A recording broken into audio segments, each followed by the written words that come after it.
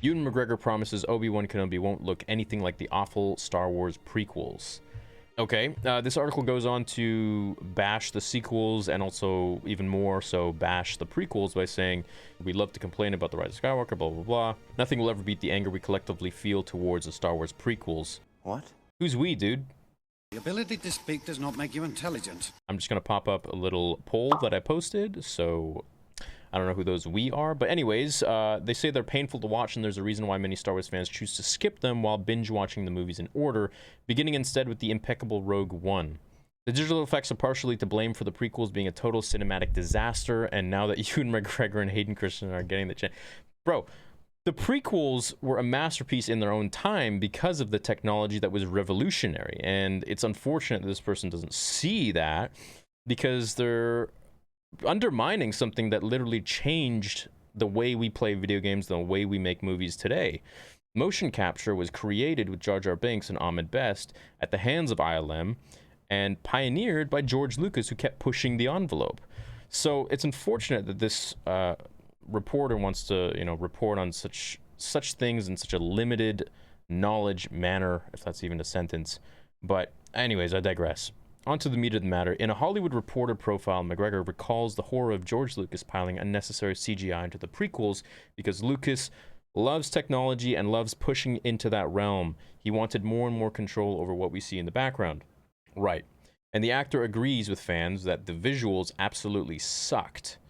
I'm going to hold a poll. Do you think the visuals of the prequels for their time sucked? I thought they were quite revolutionary, and I mean, the fight with the Gungans and the Separatists were kind of the first time anyone ever did a massive battle like that. And of course, as we learned today, with the interview with Dennis Muren, then it was later, it was Middle Earth, it was Lord of the Rings, and so on and so forth, which really, Star Wars started everything off with that. The actor agrees with fans that the visuals really sucked, with Revenge of the Sith mostly consisting of blue screens instead of the detailed sets we love from the original trilogy. So this person needs to go watch the behind-the-scenes DVD of, which you guys have seen with me, of all of the countless months, years even, of all these professional artists making these beautiful 3D models of these sets, miniatures even, for when things could have been blown up, just on screen. I mean, the fact that they would make these entire miniature sets and then destroy them at the end of the day after filming just for, one little shot is really highlighting the fact that George did use practical sets. But when it came time to using things that were maybe more efficient, such as CGI, blue screens and green screens, it would have had a much more realistic effect and a much more broad and grandiose flow and feel, which is Star Wars. It doesn't feel cramped and tight. It feels very, very expansive, very big.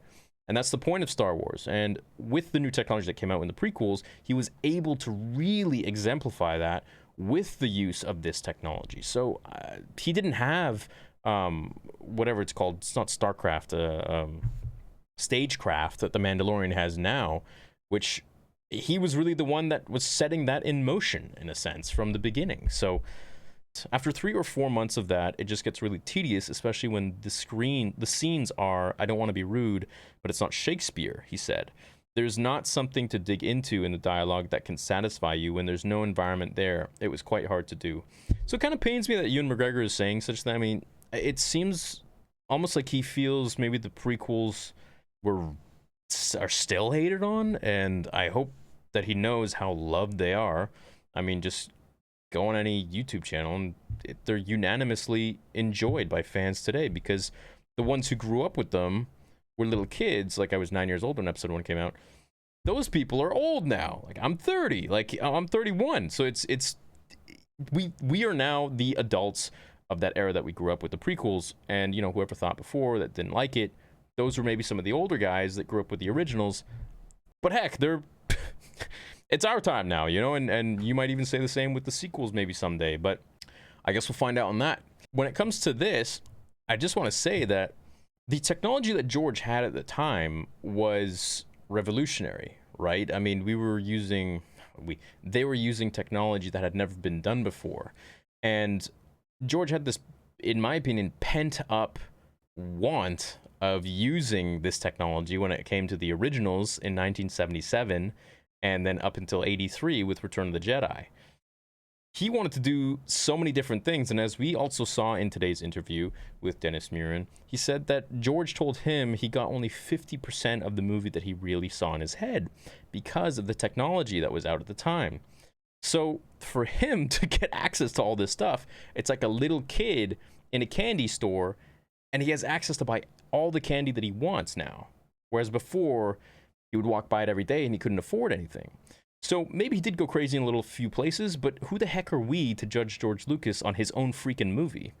And as for Ewan McGregor saying that it was very difficult to act, with just green screens or blue screens, I'm sure it was, but he did an amazing job as Obi-Wan Kenobi, and so did Hayden Christensen, and that's given what they were given in, basically a blue screen room.